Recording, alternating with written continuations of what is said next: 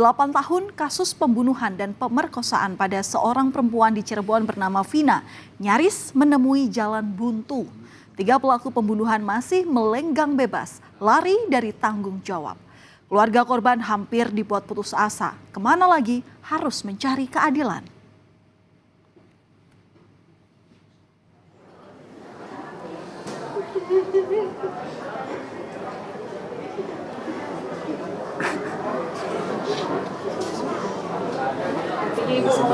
Luka lama itu belum pulih benar dari hati keluarga Vina.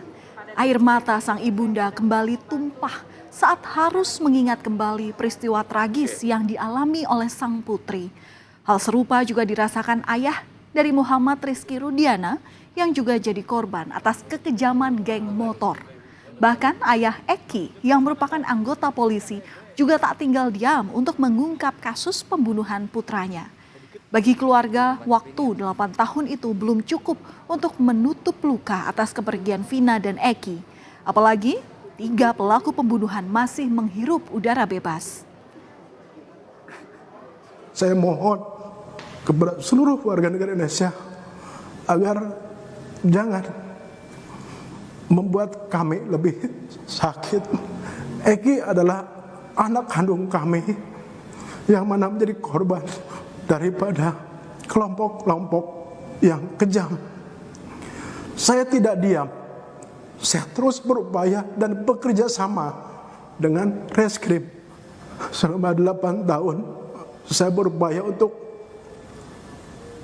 sabar, dan saya mohon agar seluruh Indonesia bisa mendoakan anak saya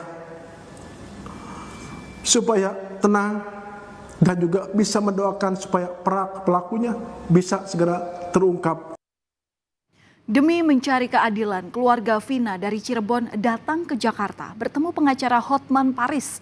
Keluarga meminta agar Hotman Paris membantu menyelesaikan kasus tragis yang menimpa Vina 2016 lalu. Harapannya tentu agar para pembunuh Vina ditangkap dan dihukum seadil-adilnya. Kasus pembunuhan dan perkosaan Vina diangkat dalam sebuah film. Pro dan kontra sempat mewarnai penayangan film ini. Awalnya pihak keluarga Vina tak mau difilmkan lantaran peristiwa ini membuka lagi luka lama. Namun karena demi mengungkap 3 tersangka lain yang masih buron, keluarga akhirnya setuju. Namun saudara, dalam proses pembuatan film ini, 2 orang tak dikenal mendatangi rumah mereka di Talun, Cirebon. Keduanya meminta agar kisah Vina yang diangkat ke layar lebar dihentikan. Mereka beralasan apabila film tersebut dibuat dan ditayangkan akan kembali ramai jadi perbincangan. Bilangnya kenapa dipersetujukan dibikin film? Ini kan udah, maksudnya kasusnya udah tutup nih. Kenapa dibikin film yang ada nanti bikin ramai lagi gitu. Saya bilang, ini kan hak saya keluarganya. Yang punya hak kan saya. Kenapa kok dilarang? Terserah saya dong, mau setuju atau enggak, saya bilang gitu. Berada di lokasi Gang Bakti Jalan Raya Majasem, Kecamatan Kesambi, Kota Cirebon, Jawa Barat. Yang inilah menjadi saksi bisu di mana mayat Vina dianiaya oleh kawanan geng motor bersama kekasihnya Eki pada 27 Agustus 2016. Tak hanya mengalami kekerasan hingga tewas, pelaku juga tega melakukan pemerkosaan kepada Vina. Usai menganiaya, pelaku membawa kedua korban ke jembatan layang Jalan Raya Talun, Kecamatan Talun, Kabupaten Cirebon. Mereka meletakkan keduanya di aspal dengan dalih kecelakaan lalu lintas tunggal. Di jembatan layang Jalan Raya Talun, Kecamatan Talun, Kabupaten Cirebon inilah jenazah Vina dan Eki ditemukan. Menurut keluarga Vina, saat di rumah sakit polisi menyebut kematian korban ini akibat kecelakaan tunggal. Namun 3 hari berselang, keluarga korban merasa ada yang janggal dari kematian Vina. Kejanggalan ini terlihat pada motor dan ponsel Vina yang tak ada bekas kerusakan. Padahal Vina dan kekasih disebut meninggal karena kecelakaan. Polisi mengungkap pelaku pembunuhan dan pemerkosaan pada Vina berjumlah 11 orang. Namun baru 8 orang anggota geng motor ditangkap pada 31 September 2016. Pada 27 Mei 2017, ke-8 pelaku menjalani sidang vonis. 7 pelaku yakni Jaya, Supriyanto, Eka Sandi, Hadi Saputra, Eko Ramadhani, Sudirman, dan Rivaldi Aditya Wardana divonis penjara seumur hidup. Sedangkan 1 pelaku lain yang saat itu masih di bawah umur divonis 8 tahun penjara. Namun 8 tahun berlalu, 3 dari pelaku pembunuhan dan pemerkosaan Vina tak kunjung ditangkap. Barulah setelah kasus ini mencuat lagi, Polda Jawa Barat merilis 3 ciri-ciri dari pelaku. Meskipun dalam rilis ini tak dilampirkan foto ataupun sketsa wajah, namun hanya ciri-ciri saja. Buronan pertama, Peggy alias Peron, saat ini berusia 30 tahun dengan ciri-ciri berbadan kecil, kemudian rambut keriting dan kulit hitam. Buronan kedua ialah Andi yang usianya tahun ini 31 tahun dengan ciri-ciri berbadan kecil, rambut lurus dan berkulit hitam.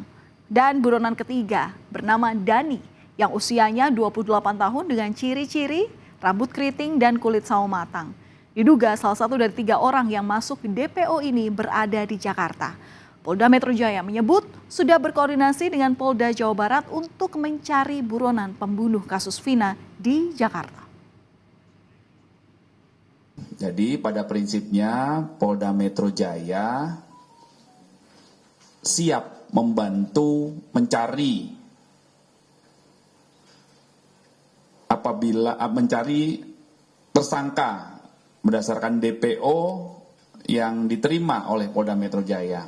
Dari Polda lain, dari Polres lain di luar wilayah hukum Polres, di luar wilayah hukum Polda Metro Jaya siap membantu. 3 kuasa hukum dari 8 terpidana kasus pembunuhan dan ruda paksa Vina dan Eki yakin seluruh terpidana yang sudah divonis hukuman penjara bukan pelaku pembunuhan. Menurut kuasa hukum, tuntutan dengan fakta hukum dan hasil forensik berbeda. Misalnya, dalam tuntutan, korban atas nama Eki meninggal dengan kondisi luka tusuk di bagian dada dan perutnya. Namun dari hasil forensik tidak ada luka tusuk senjata tajam. Semua punya keyakinan bukan terdakwa yang ada di dalamnya, bukan pelakunya. Ada salah tangkap atau gimana? Kalau kami yakin bukan pelakunya, silahkan dianalogikan sendiri, disimpulkan sendiri. Dari tuntutan dan hasil visum aja sudah sangat jauh berbeda. Faktanya dalam tuntutan korban meninggal karena tusukan di dada, di dan perut. Tetapi dari hasil visum maupun otopsi tidak ada luka akibat tusukan benda tajam.